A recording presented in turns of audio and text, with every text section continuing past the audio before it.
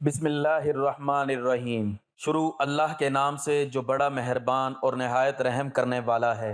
یہ صورت قسمت کے بند تالے کھول دیتی ہے۔ اس کو روزانہ 7 مرتبہ پڑھنا رزق روزی میں اضافہ، ہر مرض سے شفا یابی اور ہر مشکلات مصیبت سے یہ نجات کا ذریعہ ہے۔ محترم ناظرین، یہ صورت قسمت کے بند تالے کھول دیتی ہے۔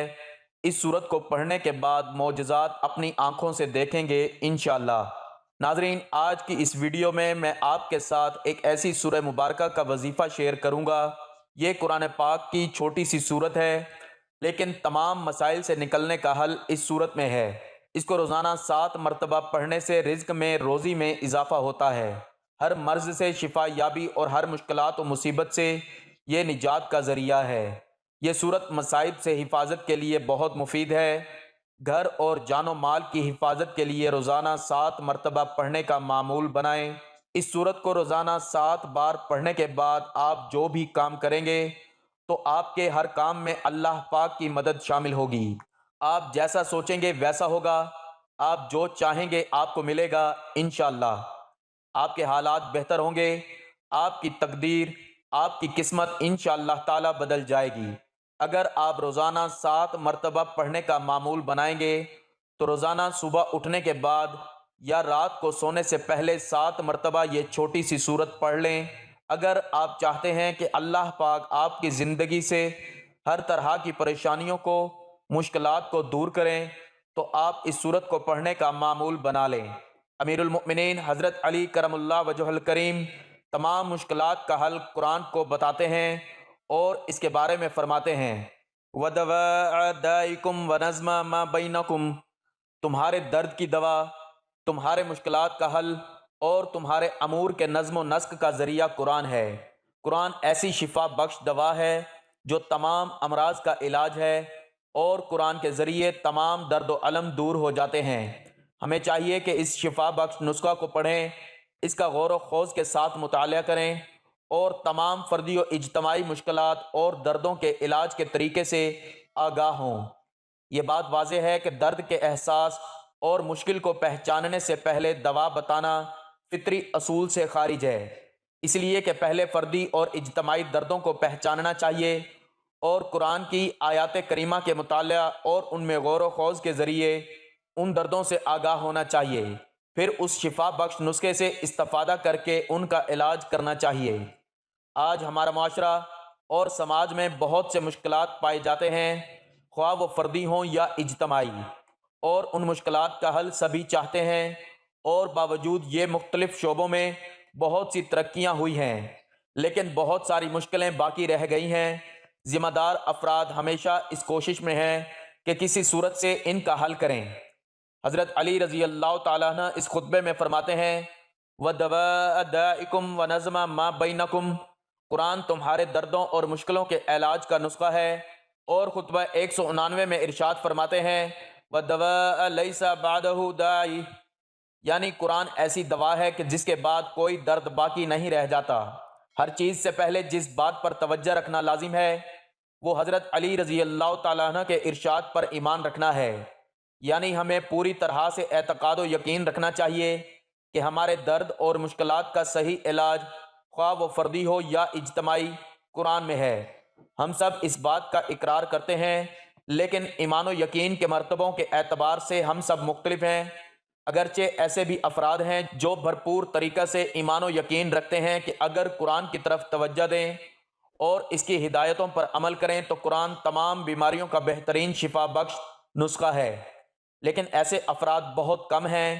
شاید ہماری مشکلات کی ایک بڑی وجہ ایمان کی کمزوری ہو، اور یہ چیز اس بات کا سبب بنی ہے کہ بہت سے مشکلات لا ینحل ہی رہیں۔ کبھی کبھی کچھ لوگ لا علمی یا کج فکری کی بنا پر ممکن ہے یا گمراہ کو نظریہ پیش کریں کہ باوجود یہ کہ قرآن ہمارے پاس ہے اور ہم اس کی پیروی کے دعوے دار ہیں، لیکن کیوں ہماری مشکلات حل نہیں ہوئیں اور لوگ اسی طرح اقتصادی مشکلات سے دوچار ہیں۔ یہ بات معقول نہیں معلوم ہوتی کہ کوئی شخص یہ امید رکھے کہ قرآن مسائل کو حل کرنے والی کتاب کی طرح تمام فردی و اجتماعی درد اور مشکلات کو ایک ایک کر کے بیان کرنے اور پھر ترتیب کے ساتھ ان کا حل کے طریقے کی وضاحت کرے۔ قرآن کا سروکار انسان کی ابدی سرنوشت سے ہے اور قرآن کا مقصد دنیا و آخرت میں انسان کی فلاح و نجات ہے۔ اسی لحاظ سے قرآن کریم ہمیں اصلی اور کلی راستوں کی نشاندہی کرتا ہے کہ ان پر چل کر ہم کامیاب زندگی گزار سکتے ہیں۔ یہ کلی خطوط اور راستے ایسے چراغ ہیں جو چلنے اور آگے بڑھنے کی سمت کی نشاندہی کرتے ہیں، لیکن ہمیں اس بات کی طرف بھی توجہ رکھنی چاہیے کہ دنیا و آخرت میں سعادت و کامیابی حاصل کرنے کے لیے، مشکلات کو برطرف کرنے کے لیے، ترقی یافتہ اور اسی کے ساتھ ساتھ دینی اور اسلامی معاشرے کے تحقق کے لیے خداوند متعال نے دو وسیلے انسان کے اختیار میں قرار دیے ہیں۔ نمبر 1 دین، نمبر 2 عقل۔ قرآن انسانی تکامل و ترقی کے اصلی خطوط اور شاہراہوں کو روشن کرتا ہے اور اسلامی سماج کا فریضہ ہے کہ تفکر و تدبر کے ذریعے اور انسانی علمی تجربوں سے استفادہ کر کے قرآن کے بلند مقاصد کے تحقیق کا مقدمہ فراہم کرے۔ نہ صرف قرآن دوسروں حتیٰ کہ غیر مسلمین کے علمی تجربوں سے استفادہ کو منع نہیں کرتا، بلکہ علم کو الہی امانت سمجھتا ہے اور مسلمانوں کو اس کے سیکھنے کی تشویش کرتا ہے۔ نبی اکرم صلی اللہ علیہ وآلہ وسلم علوم حاصل کرنے کے بارے میں مسلمانوں کی ترغیب و تشویق کے لیے ارشاد فرماتے ہیں، اطلبوا العلم ولو بالسین، علم حاصل کرو اور دوسروں کے علمی تجربوں سے استفادہ کرو، اگرچہ اس مقصد کے پورا کرنے کے لیے دور دراز اور طولانی راستے طے کرنا پڑیں۔ البتہ آج عالمی رابطے بہت ہی سمٹ گئے ہیں اور استکباری ممالک اور سامراجی قوتیں مختلف ہیلوں سے اور طرح طرح کی ٹیکنالوجی اور اقتصادی ساز و سامان سے نیز کلی طور سے انسان کے علمی تجربوں کے نتیجہ میں ایجاد ہونے والے تمام آلات و وسائل کے ذریعے اس بات کی کوشش کر رہے ہیں کہ ایسے سامراجی رابطوں کو قوی بنایا جائے جن کے ذریعے دوسروں پر تسلط پا لیا جائے۔ لیکن ہمارا فریضہ ہے کہ نہایت ذہانت و ہوشیاری سے اور اپنے اسلامی و قرآنی مقاصد سے ذرہ برابر پیچھے ہٹے بغیر مختلف شعبوں میں انسانی علوم کے نتائج سے لوگوں کے اقتصادی حالات کی بہتری اور معاشی مشکلات کو برطرف کرنے کے لیے استفادہ کریں۔ اس بنا پر قرآن نے انسان کی زندگی کی چھوٹی بڑی تمام مشکلات کو ایک ایک کر کے بیان نہیں کیا ہے، بلکہ قرآن نے انسان کی سعادت و تکامل کے بنیادی اور کلی طریقوں کو بیان کیا ہے اور مسلمانوں کے لیے ان کی نشاندہی کر دی ہے۔ ناظرین، قرآن کریم وہ عظیم کتاب ہے جس کا تذکرہ پہلی کتابوں میں بھی موجود ہے اور اس کی حفاظت کی ذمہ داری خود اللہ تعالیٰ نے اٹھائی ہے۔ چنانچہ ارشاد باری تعالیٰ ہے، اِنَّا نَحْنُ نَزَّلْنَا الذِّكْرَ وَإِنَّا لَهُ لَحَافِظُونَ، بے شک یہ ذکر ہم نے ہی اتارا ہے اور ہم ہی اس کے نگہبان ہیں۔ قرآن مجید کی عظمت اور تاثیر کے لیے صرف یہ حقیقت کافی ہے کہ قرآن اللہ کی کتاب ہے۔ پیارے نبی صلی اللہ علیہ وآلہ وسلم پر فرقان نازل ہوا۔ قرآن شریف کے بعد کوئی بھی آسمانی کتاب نازل نہیں ہوگی۔ خدا نے چاہا تو الکتاب المبین قیامت تک ہماری رہنمائی کرتی رہے گی۔ قرآن پڑھتے وقت بندہ اپنے رب سے گفتگو کرتا ہے، تلاوت کے دوران فرشتے حاضر ہوتے ہیں، شیطان مردود دور بھاگ جاتا ہے، گھر میں برکت آتی ہے، نماز میں بھی قرآن کی تلاوت کی جاتی ہے۔ بلا شبہ قرآن پاک کی برکتیں لامحدود ہیں۔ قرآن کی فضیلت بخاری شریف کی اس حدیث سے معلوم پڑتی ہے کہ حضرت عثمان رضی اللہ تعالیٰ عنہ سے روایت ہے کہ رسول اللہ صلی اللہ علیہ وآلہ وسلم نے فرمایا، تم میں سب سے بہتر وہ ہے جو قرآن مجید پڑھے اور دوسروں کو پڑھائے۔ قرآن پڑھنے کے لیے ہمیں انعامات سے نوازا جاتا ہے۔ اللہ کی کتاب پڑھنے کے لیے جمع ہونے کی بھی بڑی فضیلت ہے۔ صحیح مسلم شریف میں ابو ہریرہ رضی اللہ تعالیٰ عنہ سے روایت ہے کہ حضور صلی اللہ علیہ وآلہ وسلم فرماتے ہیں، جب لوگ اللہ کے گھر میں اس کی کتاب پڑھنے کے لیے یا آپس میں اس کا مطالعہ کرنے کے لیے جمع ہوتے ہیں، اس پر سلامتی نازل ہوتی ہے، رحم ان کو گھیر لیتا ہے اور فرشتے ان کے چاروں طرف ہوتے ہیں اور اللہ اپنی بارگاہ میں ان کا ذکر کرتا ہے۔ قرآن شریف کو اکثر پڑھنے میں فائدہ ہے۔ ابو موسیٰ اشعری رضی اللہ تعالیٰ عنہ سے روایت ہے کہ رسول پر نور صلی اللہ علیہ وآلہ وسلم نے فرمایا، قرآن پڑھا کرو کیونکہ جس کے ہاتھ میں میری روح ہے، اس کی قسم، جس طرح رسی چھوٹتے ہی اونٹ بھاگ جاتے ہیں، اس سے زیادہ تیز قرآن دور چلا جاتا ہے، یعنی قرآن بھلایا جاتا ہے۔ یہ الہامی کتاب اللہ کی سخاوت کی مثال ہے، کیونکہ نہ صرف قرآن کو روانی سے پڑھنے والے کو انعام ملتا ہے بلکہ قرآن کو مشکل سے پڑھنے والے کے لیے بھی انعام مختص ہے۔ صحیح بخاری اور صحیح مسلم کے مطابق حضرت عائشہ رضی اللہ تعالیٰ عنہ سے روایت ہے کہ رسول اللہ صلی اللہ علیہ وآلہ وسلم نے فرمایا، جو روانی سے قرآن کی تلاوت کرتا ہے وہ فرشتوں کی صحبت میں ہوگا، اور جو اٹک اٹک کر یعنی مشکل سے قرآن پڑھتا ہے اس کے لیے 2 گنا ثواب ہے۔ حضرت عبداللہ بن عمر رضی اللہ تعالیٰ عنہ سے مروی ہے کہ سیدنا محمد صلی اللہ علیہ وآلہ وسلم نے ارشاد فرمایا کہ گناہوں کی وجہ سے دلوں کو بھی ایسے زنگ لگ جاتا ہے جیسے پانی کی وجہ سے لوہے کو زنگ لگ جاتا ہے۔ صحابہ کرام رضی اللہ تعالیٰ عنہم نے پوچھا، یا رسول اللہ صلی اللہ علیہ وآلہ وسلم اس کا علاج کیا ہے؟ تو آپ صلی اللہ علیہ وآلہ وسلم نے فرمایا، 2 چیزوں سے اس کا علاج ممکن ہے۔ ایک موت کو کثرت سے یاد کرنا کیونکہ اس سے دل نرم ہوتا ہے، اور دوسرا قرآن مجید کی کثرت سے تلاوت کرنا، اس سے دل روشن ہوتا ہے۔ قرآن شریف کی تلاوت کے وقت آسمان کے دروازے دعا کے لیے کھول دیے جاتے ہیں۔ حضرت انس رضی اللہ تعالیٰ عنہ جب قرآن مجید کی مکمل تلاوت فرما لیتے تو اس وقت سارے گھر والوں کو جمع کر کے دعا مانگا کرتے تھے اور فرمایا کرتے تھے کہ اس موقع پر دعا قبول ہوتی ہے۔ اس کے علاوہ قرآن کریم سے وفا کرنے سے دنیا میں عزت اور بڑائی ملتی ہے، پریشانیاں دور رہتی ہیں۔ قرآن مجید بندے کو قبر کے عذاب سے بچاتا ہے۔ رات کو سونے سے پہلے سورت ملک پڑھنے سے قبر کے عذاب سے حفاظت ملتی ہے۔ سورت ملک اپنے پڑھنے والے کی شفاعت کرے گی یہاں تک کہ اس کی بخشش ہو جائے گی، جیسا کہ سیدنا ابو ہریرہ رضی اللہ تعالیٰ عنہ سے روایت ہے کہ نبی اکرم صلی اللہ علیہ وآلہ وسلم نے فرمایا، قرآن کی ایک سورت جو 30 آیات پر محیط ہے اپنے پڑھنے والے کی سفارش کرے گی یہاں تک کہ اس کی مغفرت ہو جائے، اور وہ تبارک الذی بیدہ الملک ہے۔ نبی صلی اللہ علیہ وآلہ وسلم قرآن مجید نہایت خوش الحانی، خوش آواز اور ترنم سے پڑھتے تھے۔ قرآن پڑھنے سے کوئی شخص بھی آپ صلی اللہ علیہ وآلہ وسلم سے زیادہ خوش آواز نہیں تھا۔ جبیر بن مطعم رضی اللہ تعالیٰ عنہ سے روایت ہے، میں نے رسول اللہ صلی اللہ علیہ وآلہ وسلم کو نماز مغرب میں سورت طور کی تلاوت کرتے سنا۔ میں نے آپ صلی اللہ علیہ وآلہ وسلم سے زیادہ خوبصورت آواز اور قرأت کسی کی نہیں سنی۔ قرآن کریم کو خوش الحانی اور خوبصورت آواز سے پڑھنا نبی کریم صلی اللہ علیہ وآلہ وسلم کی سنت ہے۔ البراء بن عازب رضی اللہ تعالیٰ عنہ سے روایت ہے کہ رسول اللہ صلی اللہ علیہ وآلہ وسلم نے فرمایا، قرآن کریم کو اپنی آوازوں سے زینت بخشو یعنی خوبصورت بناؤ۔ ابو ہریرہ رضی اللہ تعالیٰ عنہ سے روایت ہے کہ رسول خدا صلی اللہ علیہ وآلہ وسلم نے فرمایا، جو قرآن کی تلاوت کو اپنی قرت میں خوبصورت نہیں بناتا وہ ہم میں سے نہیں۔ قرآن شریف سفارش کر سکتا ہے اور جنت میں لے جا سکتا ہے یا جہنم میں لے جا سکتا ہے۔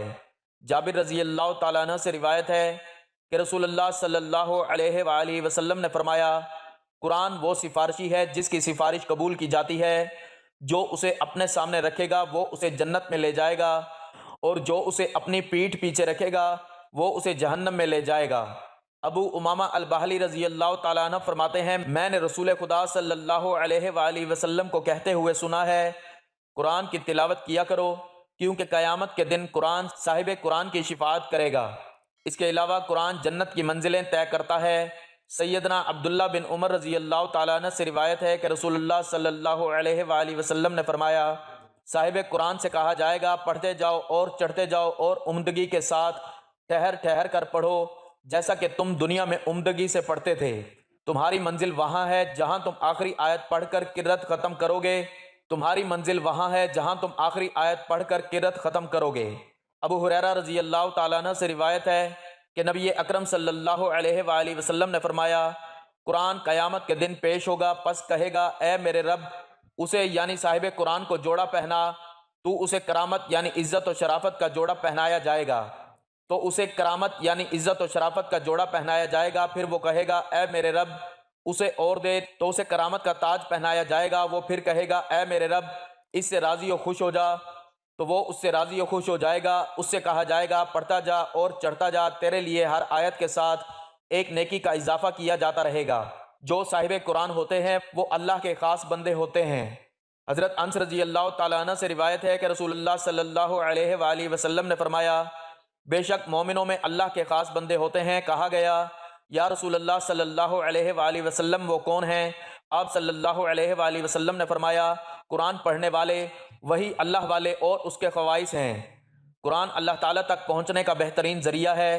حضرت جبیر بن نصیر رضی اللہ تعالیٰ عنہ بیان کرتے ہیں کہ حضور نبی اکرم صلی اللہ علیہ وآلہ وسلم نے فرمایا، بے شک تم قرآن سے بڑھ کر افضل کسی اور چیز کے ذریعے اللہ تعالیٰ کی طرف ہرگز نہیں لوٹو گے۔ اللہ تعالیٰ سے دعا ہے کہ وہ ہمیں توفیق دے کہ ہم دنیا اور آخرت میں قرآن کی برکتوں سے فیض اٹھاتے رہیں۔ ہم جب قرآن پاک کی طرف قدم بڑھائیں تو وہ ہمیں صحیح راستے دکھائے اور ہر مصیبت سے ہماری حفاظت فرمائے۔ ہم اپنے قرآن سے مضبوط رشتہ بنائے رکھیں اور قیامت کے دن قرآن ہماری شفاعت کرے، آمین۔ ناظرین محترم، آج کا وظیفہ قرآن پاک کی ایک چھوٹی سورت کا وظیفہ ہے اور یہ سورت قدر، اس کو روزانہ 7 مرتبہ پڑھنے کا معمول بنا لیں، انشاءاللہ آپ کی قسمت بدل جائے گی۔ سورت القدر قرآن کریم کی 97ویں سورت ہے جو آخری پارہ میں سے ہے۔ سورت القدر کا شمار مکی صورتوں میں ہوتا ہے جو کہ 5 آیات اور 1 رکوع پر مشتمل ہے۔ سورت القدر کے معنی تقدیر اور قسمت بھی ہے اور عزت و منزلت بھی۔ سورت القدر کا نام اس کی پہلی آیت سے لیا گیا ہے جس میں نزول قرآن کی طرف اشارہ کیا گیا ہے۔ سورت القدر میں اللہ تعالیٰ لیلۃ القدر کی عظمت و فضیلت بیان فرما رہے ہیں جس میں نزول قرآن کی ابتدا ہوئی، جس میں جبرائیل امین فرشتوں کے ساتھ زمین پر اترتے ہیں اور اسی رات میں انسان کی پورے سال کی تقدیر فرشتوں کے حوالے کی جاتی ہے۔ ساری رات فرشتوں کی آمد اور رحمتوں کے نزول کا سلسلہ جاری رہتا ہے اور سلامتی کی بشاریں دی جاتی رہتی ہیں۔ مفسرین قرآن نے اس سورت کا شان نزول یہ بیان کیا ہے کہ ایک مرتبہ رسول کریم صلی اللہ علیہ وآلہ وسلم نے صحابہ کرام رضی اللہ تعالیٰ عنہ کے سامنے بنی اسرائیل کے ایک مجاہد کا حال ذکر کیا جس نے 1000 مہینے تک جہاد کیا۔ صحابہ کرام رضی اللہ تعالیٰ عنہ کو یہ سن کر تعجب ہوا اور انہیں اس پر رشک آیا۔ اس پر اللہ سبحانہ وتعالی نے سورت القدر نازل فرمائی جو کہ اس امت کے لیے ایک عظیم نعمت ہے۔ اس امت کو جو خصوصی نعمت اور فضیلت ملی ہے وہ یہ ہے کہ جو بھی شخص شب قدر میں اللہ تعالیٰ کی عبادت کرے گا اس کو 1000 مہینوں سے زیادہ عبادت کرنے کا ثواب ملے گا۔ سورہ قدر کے بے شمار فضائل و برکات ہیں۔ رسول خدا صلی اللہ علیہ وآلہ وسلم نے فرمایا جو شخص سورہ قدر کی تلاوت کرے گا تو وہ اس شخص کی طرح ہوگا جس نے ماہ رمضان کے روزے رکھے اور پوری شب قدر جاگتا رہا۔ رسول خدا صلی اللہ علیہ وآلہ وسلم حضرت امام محمد تقی رضی اللہ تعالیٰ عنہ سے روایت کرتے ہیں کہ اس سورت کا بکثرت پڑھنا قرض ادا کرتا ہے اور رزق وسیع کرتا ہے۔ رسول خدا صلی اللہ علیہ وآلہ وسلم حضرت امام جعفر صادق علیہ السلام سے روایت کرتے ہیں کہ رسول خدا صلی اللہ علیہ وآلہ وسلم نے فرمایا سوتے وقت سورت القدر کا 11 دفعہ پڑھنا حفاظت کا سبب ہے۔ دشمن کے سامنے اس سورت کو پڑھا جائے تو پڑھنے والا اپنے دشمن پر غالب آتا ہے۔ رسول خدا صلی اللہ علیہ وآلہ وسلم حضرت امام علی ابن الحسین علیہ السلام نے فرمایا اگر کوئی چیز تقدیر پر سبقت کر سکتی ہے تو سورہ قدر پڑھنے والا ہے، اس لیے جو شخص سفر پر جاتے وقت اس کو پڑھے گا صحیح و سالم واپس لوٹے گا، یعنی تقدیر کا لکھا ہوا نقصان بھی مٹ جائے گا۔ رسول خدا صلی اللہ علیہ وآلہ وسلم حضرت امام علی رضا علیہ السلام سے روایت کرتے ہیں کہ مومن کی قبر پر 7 دفعہ سورت القدر پڑھنے سے صاحب قبر اور پڑھنے والے دونوں کے گناہ معاف ہو جاتے ہیں۔ یہ سارے فضائل صرف اس کے لیے ہیں جو اس سورت کو سمجھ کر پڑھے گا اور اس کے پیغام پر عمل کرنے کی کوشش کرے گا۔ ناظرین محترم، یہ وظیفہ آپ کسی بھی نماز کے بعد پڑھ سکتے ہیں۔ آپ یہ وظیفہ صبح اٹھتے ہی پڑھ لیں یا رات کو سوتے وقت پڑھ لیں۔ نہ وقت کی کوئی پابندی ہے اور نہ ہی دن کی کوئی پابندی ہے۔ یہ وظیفہ اگر آپ روزانہ پڑھنا چاہیں تو روزانہ بھی پڑھ سکتے ہیں اور اگر آپ ایک دن پڑھنا چاہیں تو وہ بھی کافی ہوگا۔ وظیفہ شروع کرنے سے پہلے آپ نے درود پاک پڑھنا ہے۔ درود پاک آپ کوئی سا بھی پڑھ سکتے ہیں۔ اول آخر 3 مرتبہ درود پاک پڑھنا ہے۔ 1 مرتبہ ثواب کے لیے میرے ساتھ بھی درود پاک پڑھ لیں۔ اللہم صلی علی محمد وعلی آل محمد کما صلیت علی ابراہیم وعلی آل ابراہیم انک حمید مجید۔ اللہم بارک علی محمد وعلی آل محمد کما بارکت علی ابراہیم وعلی آل ابراہیم انک حمید مجید۔ درود پاک پڑھنے کے بعد آپ نے 7 مرتبہ سورت القدر پڑھنی ہے۔ بسم اللہ الرحمن الرحیم، انا انزلناہ فی لیلۃ القدر، بے شک ہم نے اس قرآن کو شب قدر میں اتارا ہے۔ وما ادراک ما لیلۃ القدر، اور آپ کو کیا معلوم کہ شب قدر کیا ہے۔ لیلۃ القدر خیر من الف شہر، شب قدر 1000 مہینوں سے بہتر ہے۔ تنزل الملائکۃ والروح فیہا باذن ربہم من کل امر، اس میں فرشتے اور روح نازل ہوتے ہیں اپنے رب کے حکم سے ہر کام پر۔ سلام ہی حتی مطلع الفجر، اور صبح روشن ہونے تک سلامتی کی رات ہے۔ 7 مرتبہ سورت القدر پڑھنے کے بعد آپ نے 21 مرتبہ استغفر اللہ استغفر اللہ استغفر اللہ پڑھنا ہے اور 3 مرتبہ پھر آپ نے کلمہ طیبہ پڑھنا ہے، لا الہ الا اللہ محمد الرسول اللہ۔ کلمہ طیبہ پڑھنے کے بعد آپ نے آخر میں پھر 3 مرتبہ درود پاک پڑھنا ہے۔ انشاءاللہ اس عمل کی برکت سے آپ کی روزی رزق میں اضافہ ہوگا، آپ کی ہر بیماری اور تنگ دستی ختم ہو جائے گی اور آپ کی تمام پریشانیاں دور ہو جائیں گی۔ میری اللہ تعالیٰ سے دعا ہے کہ اللہ تعالیٰ ہم سب کی تمام پریشانیاں دور کرے، ہم سب کے رزق میں اضافہ کرے۔ اللہ تعالیٰ ہم سب کو 5 وقت کا نمازی اور پکا سچا مسلمان بنائے۔